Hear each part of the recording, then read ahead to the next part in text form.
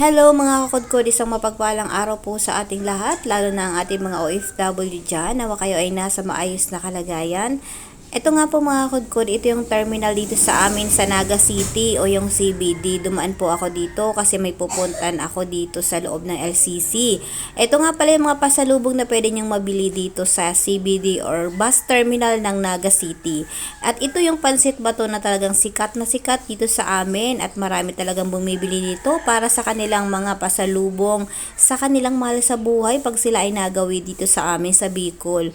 Ang sarap lang kasi nitong pansit bato kahit anong sahog pwede. At yan nga mga kudkod, may pilinat din dyan at marami pang iba. Eto mga kudkod, naglalakad na ako dito kasi aakyat na ako dyan ng LCC. Meron na nga palang LCC mall dito sa loob ng terminal ng bus sa amin dito sa Naga City.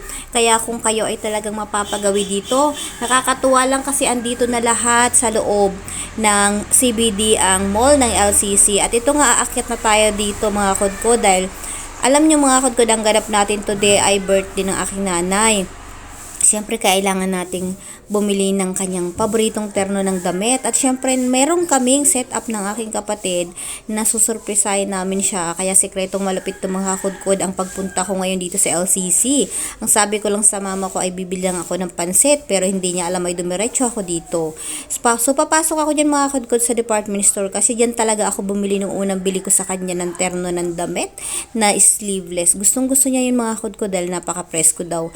Yun talaga ang kaligayahan ng aking nanay, yung terno na damit na short at na may sleeveless na blouse.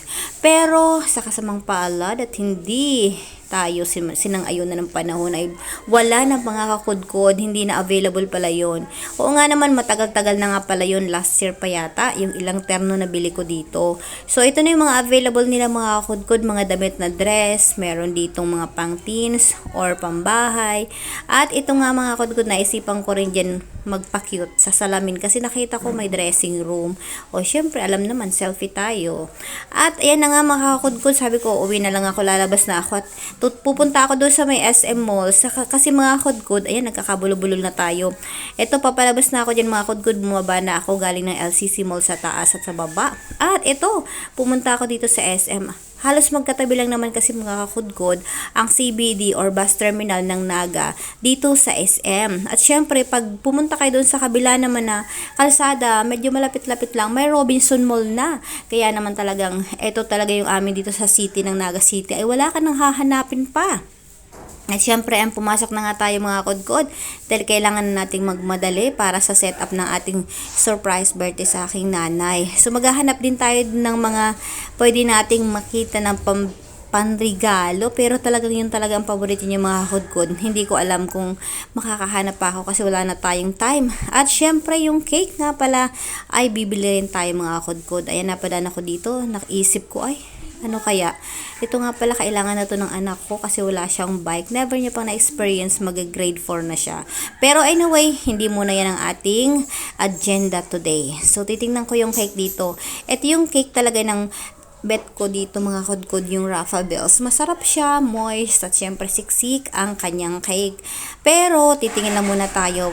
Medyo okay lang naman na mag-canvas muna tayo dito kasi meron pa ditong maraming mga bake shop sa loob gaya ng Goldilocks at iba-iba pa. So, first, natinignan ko muna itong Rafa Bells kasi ito talaga yung bet ko. Pero tingnan natin, malay natin doon sa iba meron ding mas maganda at hindi sa, yung tama lang na budget mga kakudkod, hindi naman siya ganun kalaki.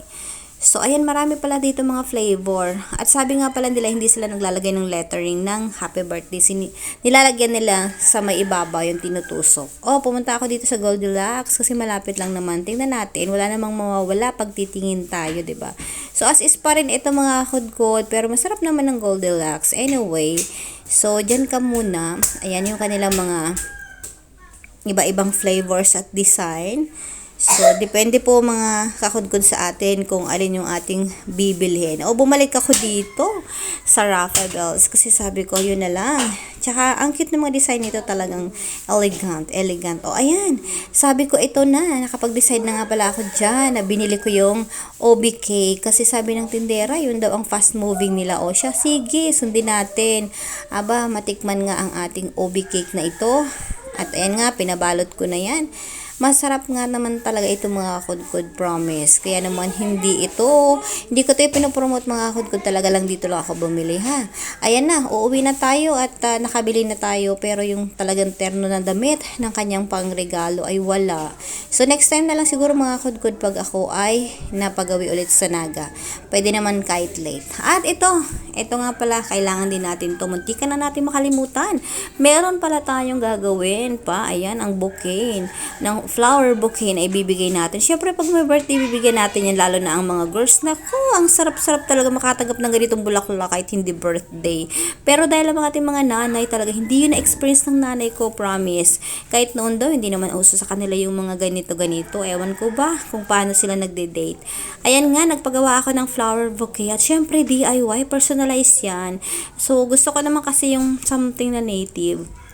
So, ang pinagawa ko mga kudkod, yung sinamay na wrapper, hindi yung plastic. Maganda naman yung mga plastic cover, no, yung mga wrap nila. Talagang magaling sila mag-design. Pero sabi ko, yung sinamay na lang. Ayan yung pinagawa ko mga kudkod. Yung sinamay, yung parang sa native yan na pang balot. So, ayun. So, ayun, natapos na si Ating. Ate, binigay na nga sa akin ng kanyang ginawang flower bouquet. Nabayaran na natin. At ito, sumakay na ako ng tricycle pupunta doon sa terminal ng jeep pauwi sa aming bahay. At syempre, ito nakarating na ako sa bahay ng aking kapatid kasi dito ang setup. Bawal nga doon, surprise nga, 'di ba? So ito nga, nilagyan ko rin niya ng dagdag. Ayan, yung mga dried flowers, ayan yung pink. Kinuha ko doon sa kanilang flower vase. Aba, nakialam. At ayan na nga mga kudkud, ganda naman, 'di ba? So pwedeng-pwede na 'yan. So pupunta na ako doon sa bahay namin kasi sabi ko, 'di ba, bibili lang ako ng pansit, pero ang totoo niyan may dala-dala rin akong ibang mga binili ko. Bumili nga pala ako doon sa city din ng siomai, lumpiang Shanghai. Ito, niluto ko ng mga kudkud. And maraming salamat mga kudkud sa inyong panonood, and please don't forget to like, share, and subscribe, and hit the notification bell para updated kayo sa ating mga susunod na video. Maraming salamat po sa inyong lahat. Hanggang sa muli. See ya!